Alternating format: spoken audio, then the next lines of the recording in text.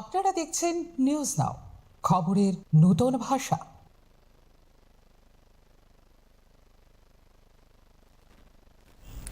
নারী ক্ষমতায়নের বার্তা ছড়িয়ে দিতে রাজধানী আগরতলায় অনুষ্ঠিত হলো বর্ণাঢ্য র্যালি।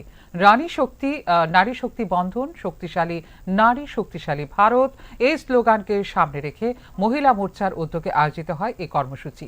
লোকসভা ও বিধানসভায় মহিলাদের জন্য 33% সংরক্ষণের উদ্যোগকে স্বাগত জানিয়ে দেশের প্রধানমন্ত্রী নরেন্দ্র মোদীকে ধন্যবাদ জ্ঞাপন করা হয় র্যালির মাধ্যমে। বৃহস্পতিবার রবীন্দ্র ভবন প্রাঙ্গণ থেকে সূচনা হয় র্যালিটি। হাতে ব্যানার, প্ল্যাকার্ড নিয়ে শহরের বিভিন্ন গুরুত্বপূর্ণ সড়ক পরিক্রমা করেন এবং নারী অধিকার ও ক্ষমতায়নের পক্ষে স্লোগান তোলেন র্যালিতে অংশগ্রহণকারীরা। মহিলাদের জন্য 33% সংরক্ষণ কার্যকর হলে দেশের রাজনীতিতে নারীদের অংশগ্রহণ উল্লেখযোগ্যভাবে বৃদ্ধি পাবে। এর ফলে সিদ্ধান্ত গ্রহণের ক্ষেত্রে নারীদের মতামত আরও গুরুত্ব পাবে এবং গণতন্ত্র আরও শক্তিশালী হবে বলে জানিয়েছেন ত্রিপুরা বিধানসভার মুখ্য সচেতক কল্যাণী সাহা রায়। নারী নেতৃত্বের বিকাশ দেশের সামগ্রিক অগ্রগতির জন্য অত্যন্ত গুরুত্বপূর্ণ।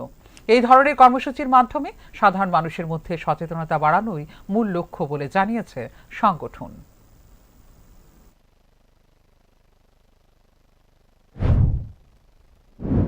ডিলিমিটেশনটার উপরে বেস করে করা কথা ছিল। 2027 সালে ডিলিমিটেশনে হবে না 2011 সালে ডিলিমিটেশন, এই নিয়ে সংসদে মাননীয় প্রধানমন্ত্রী আজকে আলোচনা রাখেন। আমরা সমৃদ্ধ হয়েছি শুনে। আমরা দেশের প্রধানমন্ত্রীকে আন্তরিকভাবে ধন্যবাদ দেওয়ার জন্য ত্রিপুরা রাজ্যের আজকে আমরা আগরতলা এবং সারা জেলাগুলিতেও ছোট বড় করে আজকে পদযাত্রা হচ্ছে। আজকে আমরা সদর আরবান এবং সদর রুরাল এই দুটি ডিস্ট্রিক্টকে, আমাদের সাংগঠনিক ডিস্ট্রিক্টকে নিয়ে আজকে আমরা এখানে পদযাত্রায় সামিল হচ্ছি এবং দেশের প্রধানমন্ত্রীর কাছে আমরা নারী হিসাবে আমরা কৃতজ্ঞতা জ্ঞাপন করছি। এর আগে ভারতবর্ষে অনেক প্রধানমন্ত্রী শাসন করেছেন, দেশের প্রধানমন্ত্রীর আসন অলঙ্কৃত করেছেন। এমনকি ভারতবর্ষের যিনি মহিলা প্রধানমন্ত্রী ছিলেন শ্রীমতী ইন্দিরা গান্ধীজি, তার সময়ও কিন্তু মহিলা সংরক্ষণ বিল পাশ হয়নি। এমনকি কংগ্রেসের নেতৃত্বে সোনিয়া গান্ধী যখন ইউপিএ চেয়ারপারসন ছিলেন, সংসদে তিনি ছিলেন, তিনিও চিন্তা করেননি যে এই দেশের মহিলাদেরকে অগ্রাধিকার দিয়ে রাজনৈতিকভাবে তাদেরকে প্রতিনিধিত্ব করার সুযোগ দেওয়া। কিন্তু দেশের প্রধানমন্ত্রী নরেন্দ্র মোদী এই চিন্তা করছেন যে দেশের অর্ধেক আবাদি, দেশের অর্ধেক ভোটার এই দেশের মহিলারা।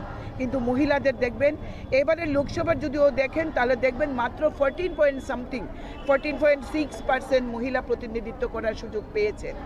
তাই আমরা আজকে যেখানে 33% যে সংরক্ষণ হচ্ছে, এর মাধ্যমে আমরা ত্রিপুরা বিধানসভায় বলুন, এই দেশের বিভিন্ন রাজ্যের বিধানসভায় এবং সংসদে মহিলারা প্রতিনিধিত্ব করার সুযোগ পাচ্ছেন এবং সংসদেও আমাদের লোকসভার আসন বৃদ্ধি হচ্ছে, আমাদের রাজ্যসভায় আসন বৃদ্ধি হবে, এমনকি দেশের বিভিন্ন রাজ্যের বিধানসভার আসনও বর্ধিত হবে এবং মহিলারা 33% সংরক্ষণের মাধ্যমে দেশের রাজনীতিতে প্রতিনিধিত্ব করবে।